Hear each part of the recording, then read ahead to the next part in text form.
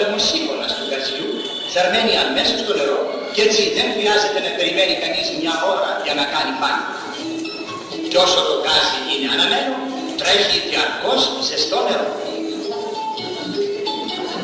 Ιδεώδες πάνη χειμώνα καλοκαίρι γίνεται μόνο με θερμοσύφωνα φωταερικά.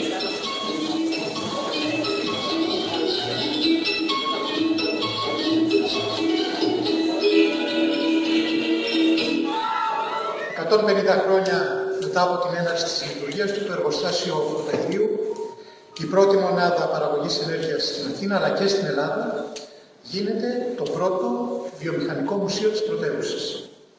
Ο μουσιακός χάρτης της Αθήνας εμπλουτίζεται με έναν πολιτιστικό κόμβο ευρωπαϊκών προδιαγραφών, που όμως αυτή τη φορά εστιάζει στη νεότερη ιστορία μας, τη βιομηχανική παραγωγή και κληρονομιά. Βγαίνει από χώρο σε χώρο σε όλα τα 25 στρέμματα της Εθνόπολης, προσπαθώντας να αναπαράγει τη γραμμή παραγωγής και καταλήγει μετά και σε ένα μικρό μουσείο μέσα σε αυτό το μουσείο, το οποίο πραγματεύεται ζητήματα γύρω από το φωταέριο, το παρελθόν του και το μέλλον του.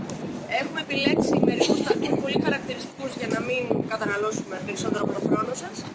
Θα κάνουμε λοιπόν μια περιήγηση εδώ όπου ξεκινούσε ο γεάνθρακας να θερμαίνεται για να δώσει αέριο. Το αέριο αυτό ήταν βρώμικο, έπρεπε να καθαριστεί. Θα ακολουθήσουμε λίγα από τα βήματα καθαρισμού του για να καταλήξουμε στο μικρό μουσείο μέσα στο μουσείο.